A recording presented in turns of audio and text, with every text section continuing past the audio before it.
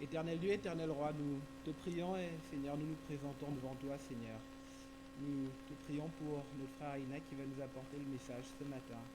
Seigneur, puisses-tu le conduire, puisses-tu le guider, Seigneur. Puisse ton esprit être présent et manifeste ce matin, Seigneur, dans nos cœurs et dans cette église. Seigneur, je te prie pour que son message, le message qu'il a préparé, Seigneur, inspiré de toi, et évidemment puisse vraiment nous transpercer, puisse rentrer dans nos cœurs, Seigneur, afin que nous puissions l'appliquer dans nos vies, Seigneur. Père éternel, nous savons combien de fois nous sommes faibles, Seigneur, mais en toi nous sommes forts, et Père éternel, ta parole nous nourrit, nous fait grandir, Seigneur. Et Père éternel, nous voulons encore ce matin l'entendre, vraiment, qu'elle nous fasse croître, qu'elle nous fasse grandir, mais aussi qu'elle nous mette à l'épreuve par rapport à nos vies, Seigneur. Père éternel, c'est par le saint nom de ton Fils Jésus-Christ qui est mort sur la croix pour nos péchés, qui a coulé son sang, Seigneur, afin que nous soyons déclarés justes, mais qui est ressuscité, que j'ai prié. Amen. Merci beaucoup, frère Jean-Paul, pour cette prière et pour ces chants que, j'espère, a mis de la joie dans nos cœurs à travers ces vérités, pour louer notre Seigneur et être attentif à sa parole. C'est encore une joie d'être parmi vous ce matin pour partager la parole de notre Seigneur. Aujourd'hui, nous allons aller dans le livre de Matthieu. Le livre de Matthieu au chapitre 15, des versets 29 à 39. Je vais lire le passage. Nous allons, dans la prière, demander à Dieu de nous assister dans l'écoute de sa parole et nous pourrons procéder. Alors Matthieu chapitre 15, des versets 29 à 39. Jésus quitta ces lieux et vint près de la mer de Galilée. Étant monté sur la montagne, il s'y assit. Alors s'approcha de lui une grande foule, ayant avec elle des boiteux, des aveugles, des muets, des estropiés et beaucoup d'autres malades. On les mit à ses pieds et il les guérit. En sorte que la foule était dans l'admiration de voir que les muets parlaient, que les estropiés étaient guéris, que les boiteux marchaient, que les aveugles voyaient, et elle glorifiait le Dieu d'Israël. Jésus, ayant appelé ses disciples, dit : Je suis ému de compassion pour cette foule, car voilà 3 jours qu'ils sont près de moi, et ils n'ont rien à manger. Je ne veux pas les renvoyer à jeun, de peur que les forces ne leur manquent en chemin. Les disciples lui dirent : Comment nous procurer dans ce lieu désert assez de pain pour rassasier une si grande foule ? Jésus leur demanda : Combien avez-vous de pain ? 7, répondit-il, et quelques petits poissons. Alors il fit asseoir le peuple par terre, prit les 7 pains et les poissons, et après avoir rendu grâce, il les rompit, et les donna à ses disciples qui les distribuèrent à la foule. Tous mangèrent et furent rassasiés, et on emporta 7 corbeilles pleines de morceaux qui restaient. Ceux qui avaient mangé étaient 4000 hommes, sans les femmes et les enfants. Ensuite il renvoya la foule, monta dans la barque et se rendit dans la contrée de Magadan. Prions ensemble. Seigneur notre Père, nous voici encore devant toi, devant ta parole. Nous sommes conscients que nous ne méritons pas d'être là, que nous ne méritons pas d'écouter ta voix, que nous ne méritons pas d'être acceptés en ta présence. Parce que tu es le Dieu saint, le Dieu saint séparé de tout ce qui est mauvais, séparé de tout péché. Nous sommes des pécheurs. Mais nous savons que c'est par ta grâce, par le sacrifice de Christ, par Christ qui est mort, ressuscité, que nous pouvons nous tenir devant toi, justifiés par la foi, par le don de la foi que tu nous donnes. Nous te remercions pour ce don, nous te remercions pour cette grâce. Nous te demandons de nous donner un cœur humble, apte à recevoir ta parole, de nous réjouir de ta vérité, peu importe ce que les conséquences pourraient apporter dans nos vies. Même si ça peut faire mal, même si ça peut nous confronter, même si ça peut révéler notre péché, que nous puissions accepter ta vérité, nous réjouir de la voir, de ressortir transformés encore un peu plus à l'image de Christ. Nous faisons tout ça en attente d'être réunis avec toi, soit par ton retour, Toi, que tu nous prennes avec toi. Nous te prions que tu continues ton œuvre dans nos vies. Toi qui nous as sauvés, toi qui continues de nous sanctifier tous les jours. Te remercions et nous prions tout ça au nom de Christ. Amen. Alors aujourd'hui, j'ai envie de commencer par une petite histoire. Alors une petite histoire que je vous laisse vous imaginer. Elle est fictive, je ne l'ai pas tirée d'un livre. Imaginons un roi. Un roi d'une contrée, d'un pays. Un roi qui a un grand domaine. Vous voyez le Louvre, c'est à peu près comme ça. Il a un grand domaine, c'est un roi. Il a des dizaines de chambres, de l'or, du pourpre. Il a des richesses. Et ce que ce roi n'a pas, c'est un fils, un enfant. Et donc il va et il sort de son palais, il sort de son confort et va dans le bidonville où se trouve l'orphelinat. Alors il arrive dans le bidonville et il y a une dizaine d'enfants, une dizaine de garçons, tous à peu près le même âge, tous sales, tous inéduqués, voilà, aucune perspective d'avenir. Je pense que le plus loin qu'ils pourraient être, c'est rester dans le quartier sans faire trop de dégâts, parce que voilà, la perspective d'avenir pour ces garçons-là n'était pas grande, n'était pas bonne. Et le roi vint et décide arbitrairement, sans consulter les enfants, sans même consulter les maîtres de l'orphelinat, d'adopter un de ces garçons. Pas au hasard, mais certainement sans vraiment demander à qui que ce soit son avis. Il dit, tiens, je prends celui-là. Il prend le garçon, le ramène avec lui dans le château. L'enfant grandit, il grandit dans le luxe, il grandit dans les banquets, il grandit avec de l'or. Alors si aujourd'hui, qu'est-ce que ce serait ? Ce serait les habits de marque, les téléphones dernier cri, ça pourrait être les colliers en or. Et le problème, c'est que la relation de ce roi et de cet enfant n'a jamais été bonne. Cet enfant est tout sauf reconnaissant. Cet enfant est ingrat, il dispute son père, et finalement tout ce qu'il désire, c'est que son père meure, afin que lui puisse prendre sa place et devenir le roi. Toutes ces années, son père, qui l'a couvé, qui l'a aimé, qui lui a donné tout ce que son cœur désirait, mais de sa part, il n'y a pas eu ni une ombre de reconnaissance. Il n'y a pas eu d'amour envers son père. Il rejette son père et à l'adolescence, il décide de ne plus rien faire avec son père. Il décide que son père, voilà, c'est un vieux, il ne peut plus rien faire.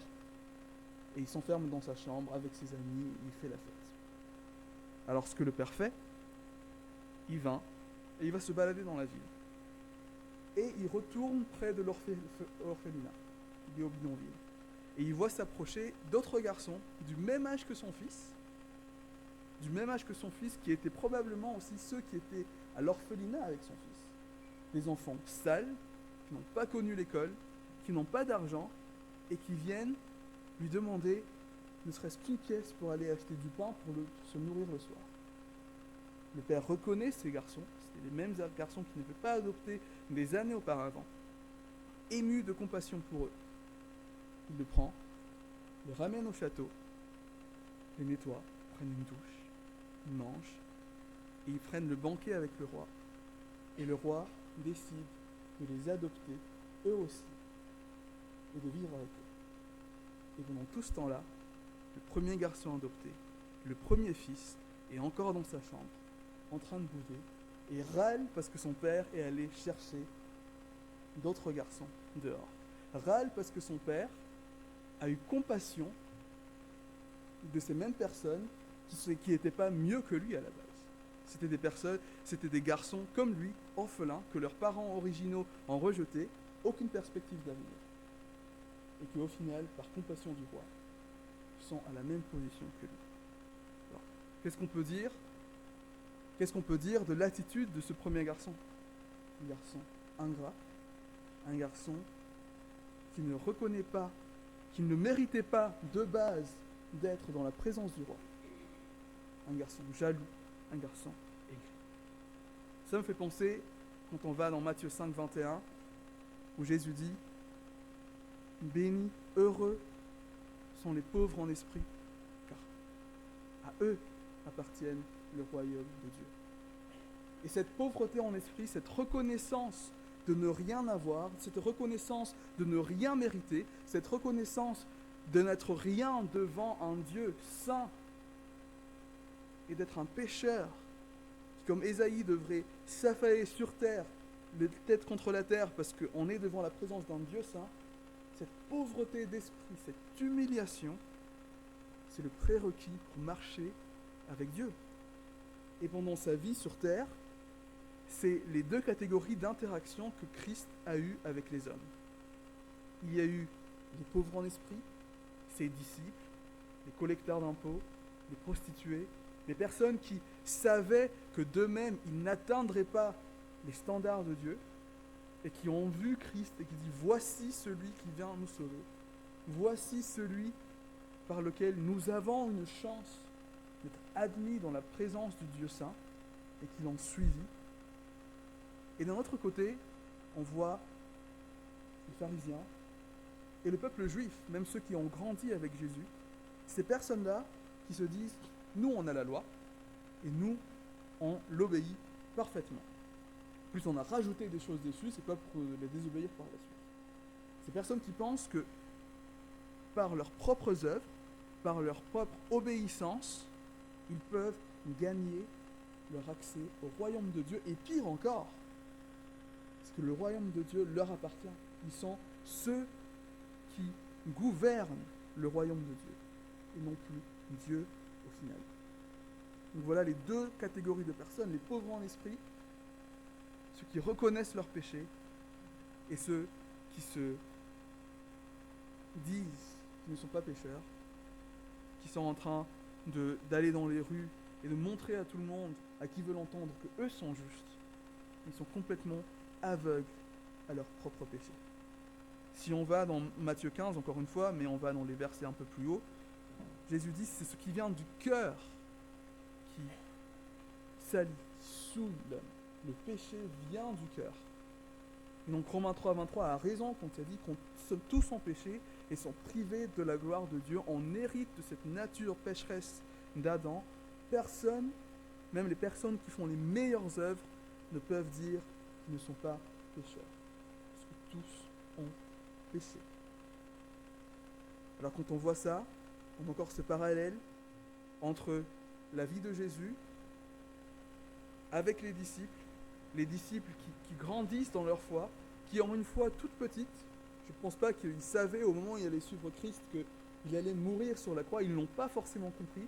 Ils n'ont pas forcément compris que celui-là est celui par lequel ils auraient le pardon de leurs péchés. Mais ils marchent avec lui, avec foi, avec confiance. Et à la fin du chapitre 14, Pierre s'exclame « Tu es le Fils de Dieu ». C'est la révélation. C'est là où les disciples commencent à comprendre quel est cet homme qui est venu et qui marche avec eux. Et d'un autre côté, d'autres juifs et d'autres pharisiens et les scribes, ils continuent, ils grandissent dans leur rejet de Christ. Ils grandissent dans le fait de vouloir piéger Christ à tout prix et de même dire que celui-là, il chasse les démons par le pouvoir de démons. C'est-à-dire le blasphème le plus grand de dire que Dieu lui-même est un démon. Pour des personnes qui se disent de Dieu et qui respectent la loi de Dieu et qui se disent justes devant Dieu. Alors, où est-ce qu'on y va? Où est-ce que je vais vers cette explication? Là où je veux en venir, c'est qu'à ce moment-là, dans Matthieu 15, Jésus vint près de la mer de Galilée, mais il vint près de la mer de Galilée dans la partie des gentils, des non-juifs. Jusqu'à maintenant, et jusqu'au chapitre 15, au verset 21, où il part à Tyr et à Sidon, le ministère de Jésus et des disciples était uniquement dédié au territoire et au peuple d'Israël. Le peuple de Dieu, la race que Dieu a choisie depuis l'Ancien Testament, par lequel il a œuvré, par lequel il a montré ses attributs. Et Jésus dit clairement dans Matthieu 10, quand il envoie les disciples, vous restez dans le peuple d'Israël. Allez dans les villages d'Israël. Et non pas dans les villages des gentils. Et ici, Jésus, lui-même, vint en territoire juif. Ça marque une coupure, ça marque un changement, mais pas un changement de cap. Alors Christ sait très bien ce qu'il fait. C'est pas encore l'ère de l'Église, c'est pas encore la mission pour aller aux gentils, mais c'est une image, c'est un préambule à l'ouverture du salut, même aux gentils, par la foi. Alors il y a déjà eu des personnes qui ne sont pas chrétiens, qui ne sont pas gentils, excusez-moi, qui ont été sauvés dans l'Ancien Testament et même dans le Nouveau, mais il n'y a pas eu d'ouverture, on va dire, complète aux gentils. Il n'y a pas eu de mission vers les gentils. C'est les gentils qui rentraient en territoire d'Israël, et non pas Jésus, et non pas les disciples qui sortaient du territoire d'Israël pour aller vers les gentils. C'est pour ça que de verset 21 au verset 29, il y a cette femme qui vient dans la fille démoniaque, qui dit à Jésus, s'il te plaît, guéris-la. Il lui dit, il n'est pas bon pour moi de te donner le pain qui est pour les enfants d'Israël. La femme lui répond, mais même les chiens peuvent manger les miettes qui tombent de la table des enfants. Et par cette foi, elle a été récompensée et sa fille a été sauvée, sa fille a été guérie. Donc là, Jésus est en territoire gentil. Pour mettre plus de contexte, il est dans ce qu'on appelle la Décapole. La Décapole, c'est un territoire presque grec. Donc les dieux, les idoles de cette Décapole, ce sont les dieux qu'on connaît, Zeus, Héra, tous ceux de la mythologie.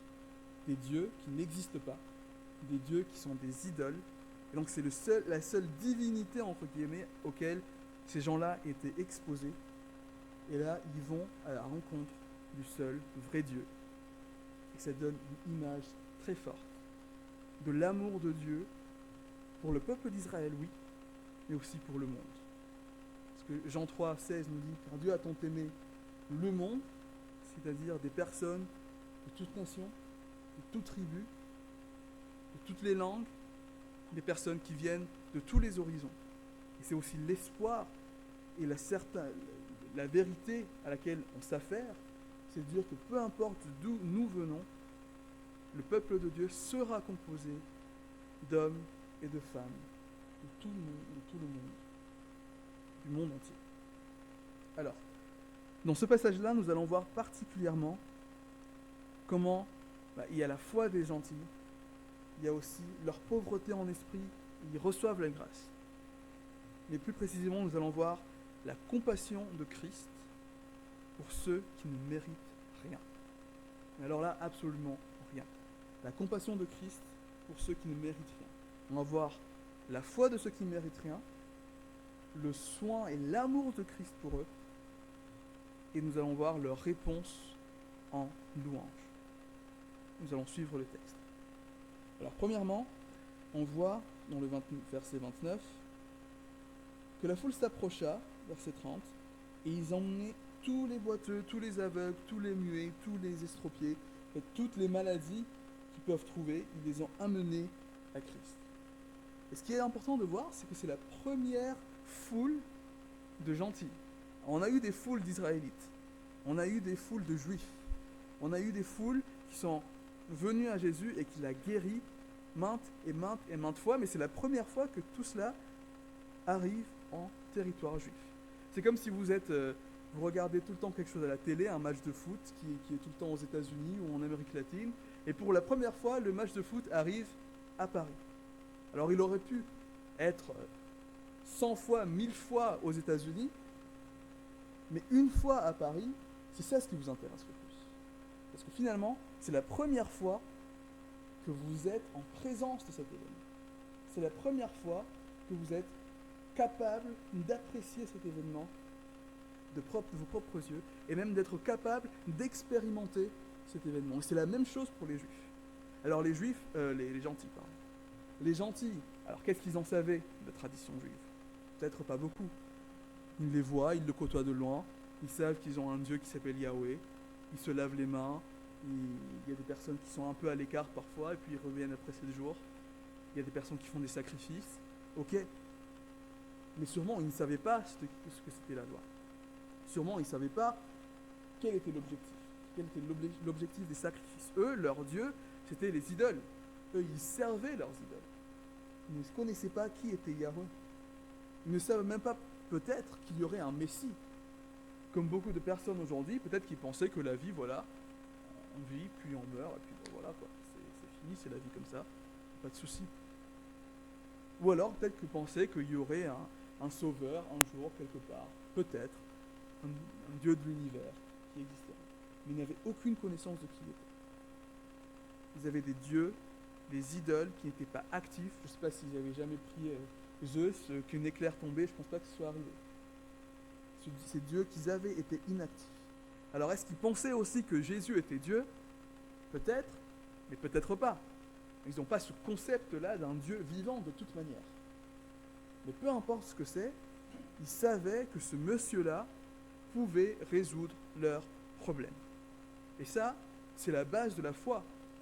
La base de la foi, c'est dire, j'ai un problème, je ne peux pas le résoudre, mais Christ, lui, il peut.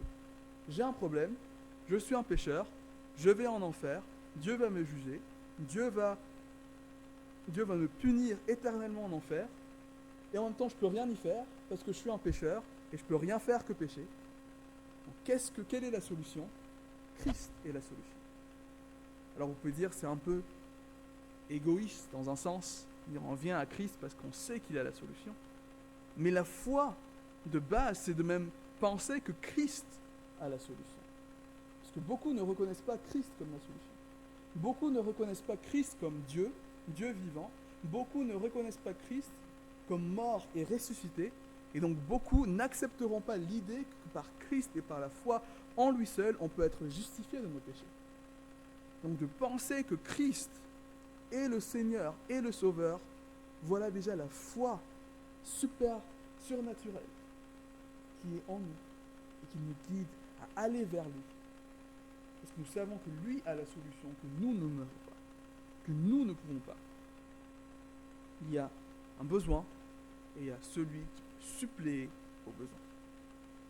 Alors ces gentils, ces personnes qui n'étaient pas juifs, à la différence des pharisiens et des autres juifs, ils ne s'étaient pas préoccupés par d'autres questions. Ils ne s'étaient pas préoccupés de savoir est-ce que je suis bien, est-ce que je suis juste, est-ce que j'ai bien fait ceci ce matin, j'ai pas fait ceci ce soir. Les contemporains de Jésus qui l'ont rejeté, qui l'ont vu grandir, ses frères, qui, par la grâce de Dieu, ont été sauvés par la suite, mais qui ont dit, mais n'est-ce pas le fils du charpentier? N'est-ce pas celui dont la naissance était un peu douteuse, on ne sait pas vraiment qui est son père? Ils ne sont pas préoccupés de voir Jésus et de se regarder à eux-mêmes et de dire, ah, nous sommes meilleurs que Jésus. C'est qui celui-là? Pourquoi il vient nous enseigner? Les gentils, eux, ils ne s'étaient pas préoccupés de ça. Ils savaient qu'ils avaient un problème et ils ont vu que Christ avait la solution. Ils ne se sont pas dit, peut-être que celui-là c'est un charlatan, peut-être que celui-là, je ne sais pas, les Israélites ne l'aiment pas. Non, lui a la solution à notre problème. Ils sont pas, ils n'étaient pas pompeux, ils ne se pensaient pas supérieurs aux autres, ils ne pensaient pas qu'ils avaient la solution. Tout ce qu'ils savaient, c'est qu'il y a un problème. Et ça nous montre un peu comment c'est le fait de regarder à Christ, en Christ seul, qui nous sauve. Et la vraie foi, c'est cette foi qui nous mène à dire que nous n'avons rien, que nous ne nous préoccupons pas de ce que les autres puissent en penser, que nous ne nous préoccupons pas de ce que le monde puisse en dire, que nous ne nous préoccupons pas de ce que notre chair puisse dire, parce que notre chair va nous dire que nous sommes quand même des bonnes personnes, on a une vie, on a comme une carrière, on a un peu d'argent. Mais tout ça, ça ne contribuera pas et ça ne mènera pas au salut. Seul Christ peut faire cela par son œuvre à la croix. Si on va dans Éphésiens 2, il dit que ce n'est pas la grâce que vous avez été sauvés, par le moyen de la foi. Et ce n'est pas de vous-même, c'est le don de Dieu. Pas par les œuvres, mais par la foi, pour que personne ne puisse s'enorgueillir. Et donc il faut arriver à ce point-là, à ce point des gentils, de dire ma foi est que je ne peux rien, et Christ peut. Donc la question c'est quoi? La question c'est, est-ce que vous avez reconnu ça aujourd'hui? Est-ce que vous savez que vous ne pouvez rien? Est-ce que vous avez crié au Seigneur, Seigneur, aie pitié de moi, un pécheur qui ne peut rien pour lui-même? Est-ce que vous savez que le Seigneur peut vous sauver si vous venez avec lui en contrition et dans la repentance, sachant que vous ne pouvez rien faire? C'est ça votre foi. Donc, merci Seigneur, louons-le parce que lui vous a sauvé, qu'il a mis cette foi en vous, c'est son don, et que c'est par cette foi aujourd'hui que vous pouvez marcher dans votre vie avec l'assurance d'être avec Christ pour toujours. Avec l'assurance d'être dans la joie et dans la paix et dans l'assurance de que votre éternité est sécurisée auprès de Christ. Et ça nous donne aussi la force de marcher jour après jour, après jour, après jour, après jour avec lui. Parce que combien de fois nous tombons? Combien de fois nous péchons? Combien de fois nous pensons à ce que nous ne devrons pas penser? Combien de fois nous envions à ce que nous ne devons pas envier? Combien de fois nous réagissons de la manière dont nous ne devons pas réagir? Combien de fois nous donnons sans vraiment donner, mais donner avec un cœur égoïste? Combien de fois nous regardons à faire les choses pour nos propres intérêts premièrement?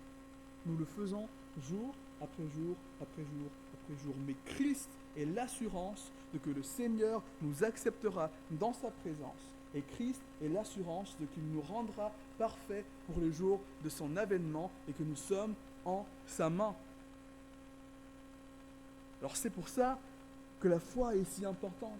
De dire que nous sommes, même ayant été justifiés par Dieu, nous sommes toujours pécheurs et que nous pouvons toujours venir à lui tous les jours pour que lui continue de nous faire grandir dans notre marche avec lui et de nous rassurer de son pardon jour après jour, que nous confessons à lui.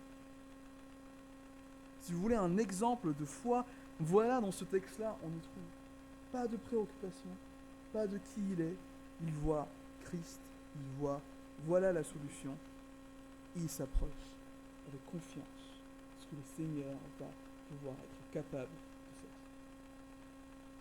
Deuxièmement, on va voir la réponse de Christ, cette compassion, cet amour que lui donne à ces personnes. Au verset 29, on voit que Christ marche sur les bords de la mer Galilée.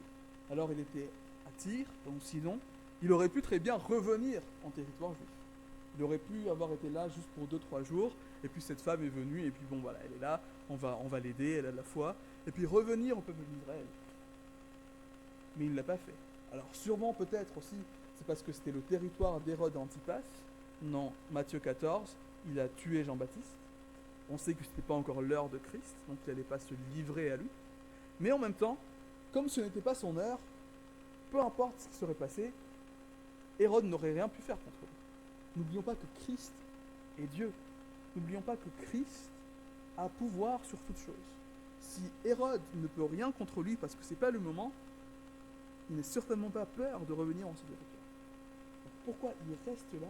C'est parce que c'est lui qui initie toute cette situation. Il sait qu'en restant là, les gentils allaient venir avec leurs malades, parce que le bruit de la guérison de la fille de cette femme allait courir. Et de toute façon, je pense que le bruit de tout ce que Christ a fait en territoire juif est déjà répandu même en territoire gentil. Il savait, il les attendait. C'est lui qui initie, encore une fois, cet amour. Et c'est la même chose pour nous. C'est Christ qui a initié sa relation avec nous. C'est Christ qui a initié notre salut. D'une part, en venant, il y a 2000 ans, en mourant sur la croix, c'est lui d'abord qui est venu pour mourir et nous justifier, mais aussi pour nous donner de comprendre cet événement, nous donner de comprendre dans notre cœur quel est l'impact de cet événement, quel est l'effet de cet événement sur nous. De la même manière que dans l'Ancien Testament, il a donné aux hommes qu'il a choisi de comprendre qu'est-ce qu'il allait faire, bien que ça n'a jamais été dit qu'il allait être crucifié, qui serait littéralement sur une croix. Depuis Genèse 3, il est écrit que une semence viendra pour racheter les hommes. Et donc, par la foi, c'est Dieu lui-même qui déjà donne cette foi-là de qu'est-ce qu'il va accomplir, mais de ce qu'il a accompli. Si nous sommes ici aujourd'hui, c'est parce que Christ est venu nous chercher de là où nous étions, afin de nous ramener à lui. Ça c'est à la gloire de Dieu, ça c'est le sujet de notre joie, c'est le sujet de notre louange. Au verset 32, il fait asseoir la foule, il nourrit les personnes. Alors c'est pas la première scène d'une nourriture miraculeuse, de la multiplication des pains. Il y en a un déjà en Matthieu 14. Alors on va voir par la suite quelle est la différence entre ces deux, parce que ce ne sont pas les mêmes événements. Mais premièrement, Christ n'avait pas à les nourrir. Dans Matthieu 14, c'est le peuple qui a faim et c'est les disciples qui viennent à Christ et il dit « T'as pas envie de leur donner un peu à manger parce que là, ils ont faim. » Alors qu'ici, c'est Christ qui s'approche et dit « Ce peuple, j'ai compassion d'eux, ça fait 3 jours qu'ils n'ont pas à manger, ils vont s'évanouir, il faut leur donner à manger. » Encore une fois, c'est lui qui prend l'initiative de prendre soin de ces personnes. Est-ce que ces personnes-là n'étaient pas contents juste d'être guéris ? Sûrement. Mais Christ savait quelle était leur nécessité, de quoi ils avaient besoin pour survivre, et il a suppléé à ça. Alors c'est pas un genre d'évangile de la prospérité où Christ te donne tout ce que tu veux. Mais la vérité, c'est aussi que Christ pourvoit à nos besoins. Dieu pourvoit aux besoins que lui sait que nous avons, des besoins qui sont bien pour nous, des besoins qui nous permettent de marcher avec lui, de grandir avec lui, de vivre une vie pour lui. C'est pas nos besoins, c'est pas nos besoins d'argent, c'est pas ce que nous pensons que nous avons besoin, c'est ce que lui sait que nous avons besoin. Et il pourvoit pour ces choses-là. Il sait que nous avons besoin d'être sauvés, il nous sauve. C'est que nous avons besoin d'être sanctifiés, il nous sanctifie. C'est que nous avons des besoins quotidiens. Donne-nous aujourd'hui notre pain de ce jour. Il pourvoit à ces besoins. Peut-être pas à la hauteur de ce que notre chair voudrait, peut-être pas à la hauteur de ce que notre pensée voudrait, mais à la hauteur de son plan parfait, à la hauteur de sa volonté qui est parfaite pour nous. Dans Romains 8, 28 à 30, je pense que c'est des versets assez connus. Romains 8, versets 28 à 30. Nous savons du reste que toute chose concourt au bien de ceux qui aiment Dieu, de ceux qui sont appelés selon son dessein. Car ceux qu'il a connus d'avance, il les a aussi prédestinés à être semblables à l'image de son Fils, afin que son Fils soit le premier-né de beaucoup de frères. Et ceux qu'il a prédestinés, il les a aussi appelés, et ceux qu'il les a appelés, il les a aussi justifiés. Et ceux qu'il les a justifiés, il les a aussi glorifiés.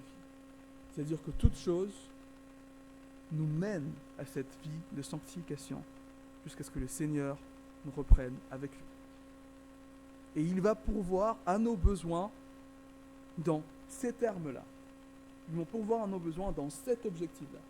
Si aujourd'hui, notre besoin est que nous ne mangions pas, parce que comme ça nous dépendons de Dieu, il va suppléer au fait qu'il ne nous va pas pourvoir à manger. Si aujourd'hui notre besoin est que nous devons manger, parce que comme ça nous pouvons avoir de l'énergie pour venir le servir et être avec les frères et sœurs, il va pourvoir à ce qu'on va manger. C'est selon son bon vouloir. Ils sont selon son plan parfait. Parce qu'il sait qui est bon pour eux. Tout ça, c'est pour sa gloire. Et tout ça, c'est pour qu'il lui soit glorifié. Parce que lui soit glorifié, c'est pour notre bien. Pour que lui, son nom, soit glorifié au plus haut de tout. Alors on va faire ce petit parallèle. Si vous voulez tourner dans Matthieu 14, je ne vais pas lire tout le passage, mais de ces deux multiplications de pain. La première, comme on l'a dit, c'est les disciples qui viennent demander. La deuxième, c'est Jésus qui initie. Deuxième différence, et qui marque le point fondamental finalement de ce passage, c'est que dans le premier, dans Matthieu 14, Jésus leur demande de s'asseoir, de se récliner, mais on se récline sur du gazon. Le territoire d'Israël avait du gazon. Mais le territoire des gentils, c'était du sol dur. Donc on s'est dit, asseyez-vous sur le sol. C'est là qu'on voit qu'effectivement, il n'est pas encore rentré au territoire d'Israël. Il est resté au territoire des gentils. Et on voit aussi l'attitude des disciples. On voit l'attitude des disciples dans les deux cas.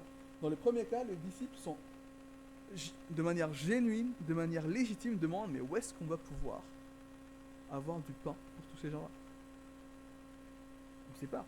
On a 2 poissons et 7 pains. Qu'est-ce qu'on va faire? Jésus multiplie, gloire à Dieu, c'est un miracle. Mais cette fois-là, l'attitude des disciples ne laisse pas forcément présager qu'il n'est pas la foi de ce que Jésus peut faire. Ils savent ce que Jésus peut faire. Il l'a déjà fait auparavant. Donc l'attitude, c'est plutôt, t'as pas envie de refaire, tu sais, il y a quelques jours, là, la multiplication des pains, t'as pas envie de le refaire? La question dit, où est-ce qu'on va trouver du pain? Où est-ce qu'on va trouver du pain? On n'a pas de pain, on a 2 pains, 7... Ah, exactement la même situation. T'as pas envie de faire ce que tu as déjà fait? Ils savent ce que Christ peut faire. Il sait qu'il peut faire encore si c'est sa volonté. Donc ils ont confiance en lui, dans ce qu'il va faire. Puis la dernière différence, c'est combien de pain il reste à la fin. Alors il reste quelques paniers sur le territoire juif, et là il reste 7 corbeilles. Alors le mot corbeille ne traduit pas assez bien en fait finalement ce mot-là, parce que pourquoi nous on pense une corbeille, on pense voilà, une petite corbeille, 7 corbeilles de pain, ce que nous on met sur les tables. Mais ces corbeilles-là, les corbeilles des gentils, c'est des corbeilles grandes, fortes, qui pouvaient contenir même des hommes. Donc si aujourd'hui ça fait 2,50 m à peu près comme là, 7 corbeilles de cette taille-là remplies de pain, il y a de quoi nourrir tout un régiment pour quelques jours. Donc le miracle est vraiment grand. Et c'est le premier de ce genre en territoire gentil. Quand Christ fait les choses, quand il veut faire les choses de manière miraculeuse, oui, il le fait. Mais c'est selon sa volonté. C'est la volonté des hommes. Et c'est selon lui, ce qu'il a décidé et ce qu'il lui considère être bon pour les personnes qui l'aiment et qui lui, il aime. Donc si on résume tout ça, c'est Christ s'approche, Christ initie et Christ aime et Christ prend soin de celui qu'il a appelé. Il prend soin de vous, il prend soin de moi, il nous a aimés, il nous a sauvés. Peu importe les circonstances et les difficultés que lui permet, il nous aime et il prend soin de nous. Et ça, c'est quelque chose qu'on a du mal à se remémorer. On pense, oui, on est sauvé, on est justifié, c'est bon. Et on pense, oui, il faut marcher par la foi. D'accord, il ne faut pas pécher. Mais est-ce qu'on s'assied 2 minutes pour penser et dire Christ m'aime et Christ prend soin de moi et que tout ce que lui me demande de faire, c'est par sa grâce, par ce que lui le fait à travers moi, que je n'ai pas à me stresser et que je n'ai pas à être anxieux et que je n'ai pas à en pleurer jusqu'à ne plus dormir parce que je sais que mon Sauveur prend soin de moi. C'est quelque chose que nous devons nous rappeler. Est-ce que ces gentils-là, ils méritaient d'être sauvés? Est-ce qu'ils méritaient que Christ leur nourrisse? Non. Est-ce que nous méritions d'être sauvés? Que nous méritions que Christ nous prenne? Non. Pour autant, il l'a fait. Dans un amour que nous ne pouvons pas comprendre. Pour des raisons qui nous échapperont toujours. Mais il nous a sauvés et il nous aime et il prend soin de nous jour après jour. Nous pouvons aller dans Philippiens 4, 6 à 7, qui est aussi un verset très connu. Un verset qui nous montre l'amour de Christ à travers même nos difficultés, qui dit, Philippiens 4, 6 et 7, « Ne vous inquiétez de rien ». C'est un verset, « Ne vous inquiétez de rien, n'ayez pas peur ». Maintes et maintes fois dans la parole, Christ dit, « N'ayez pas peur, ne vous inquiétez de rien ». Mais en toute chose, faites connaître vos besoins à Dieu par des prières et des supplications, avec des actions de grâce. Et la paix de Dieu, qui surpasse toute intelligence, gardera vos pensées, gardera vos cœurs et vos pensées en Jésus-Christ. C'est Christ qui vous garde en lui. C'est son amour. Et c'est sa paix. Vous pouvez vous tourner vers lui et être rassuré. Vous pouvez dire comme le psalmiste, voyez, regardez et goûtez combien le Seigneur est bon. Il est bon. Il est bon envers ceux qu'il a sauvés. Il est bon envers ses enfants. Et c'est exactement cette réponse de louange qui est attendue de nous, mais qui est aussi la réaction naturelle qu'on peut le voir dans ce texte. À la fin, quand tout le monde a été guéri, qu'est-ce que les gentils ont dit? Ils ont dit, gloire au Dieu d'Israël. à ce Dieu dont on a entendu parler. Gloire au seul vrai Dieu. Les autres gentils qui pourraient l'écouter dire c'est qui ce Dieu d'Israël? Nous, notre Dieu, c'est pas ça. Mais ceux qui ont expérimenté sa grâce, son amour, sa compassion, disent gloire au Dieu d'Israël. Parce que lui, c'est un Dieu qui agit. Lui, c'est un Dieu qui est vivant. Lui, c'est un Dieu dont on voit les œuvres jour après jour. Les autres dieux, on en entend beaucoup parler, mais finalement, c'est pas vraiment ce qu'il fait. Je connais personne qui n'est pas avec le vrai Dieu, qui puisse vraiment me dire vraiment, mon Dieu, il a agi pour moi dans cette circonstance. J'ai l'assurance d'être avec mon Seigneur. J'ai l'assurance que mon Seigneur m'aime. Tous les autres dieux demandent quelque chose des hommes. Ils demandent de l'argent, ils demandent du temps, ils demandent des pèlerinages, ils demandent... vous le nommez, ils le demandent. Tous les autres religions. Mais le seul Dieu qui donne l'assurance du salut et de l'amour en Christ, c'est le seul vrai Dieu. Et c'est le Dieu qui ne demande rien de vous. Il demande premièrement que vous veniez à lui, sachant que vous ne pouvez rien.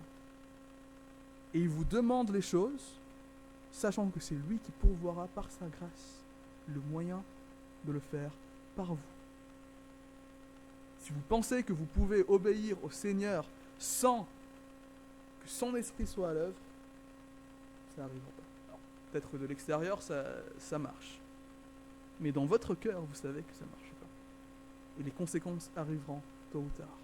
Mais le seul vrai Dieu, c'est celui qui est tout-puissant de faire ce qu'il veut, pour qui il veut, dans qui il veut. Parce que c'est son monde et nous vivons dedans.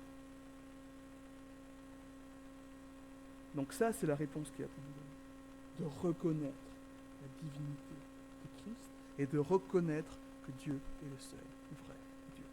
Romains 11, 36 dit que toute chose pour lui, par lui, à travers lui, pour lui soit la gloire. Et on a tendance à oublier que pour toute chose, c'est pour la gloire de Dieu. On le dit. On veut faire les choses pour la gloire de Dieu. Mais on ne pense pas que réellement toute chose est pour la gloire de Dieu. On pense que à notre petite vie, voilà, et on fait les choses, on se lève le matin, on lit la parole, on médite. Ma vie, moi, ma marche, moi. Moi. Et ça, c'est quelque chose qui est une plaie pour nous tous. Ne penser qu'à nous-mêmes. Mais ce monde, ce n'est pas notre monde. Ce monde, c'est le monde de Dieu. L'éternité dans laquelle nous allons vivre, ce n'est pas notre éternité. Ce n'est pas notre paradis, ce n'est pas notre nouvelle terre. C'est sa terre à lui. Nous sommes bénis de vivre dedans. Nous sommes bénis d'être acceptés dedans, mais nous ne méritons pas d'être dedans. Nous devons apprendre à baisser notre tête et à dire, c'est pour toi, pas pour moi. Apprendre à nous nier à nous-mêmes, à nier à notre propre préoccupation, à nous nier à nos propres intérêts, à nous nier à nos propres volontés, de dire, toi, tu es le vrai Dieu d'Israël et je ne suis qu'une personne qui vit dans ton monde. Il n'y a pas d'autre Dieu, pas d'autre idole, personne comme notre Dieu. On apprend aux enfants à chanter, il n'y a personne qui soit comme Jésus. Nous devons vivre tel qu'il n'y a personne qui soit comme Jésus. Il n'y a personne qui soit comme Jésus, c'est vrai. Ce n'est pas un chant. Il n'y a personne qui est né de l'Esprit Saint. Il n'y a personne qui est Dieu fait chair. Il n'y a personne qui est descendu des cieux, qui a laissé les prérogatives de sa divinité pour venir mettre un corps faillible comme le nôtre, et pourtant qui est resté saint. Il n'y a personne qui est. C'est Christ et Christ seul. Nous ne sommes pas dignes de cet évangile. Pourtant, nous le recevons par la grâce. En conclusion, qu'est-ce qu'on peut en retenir? On ne mérite rien. Tout est par la foi.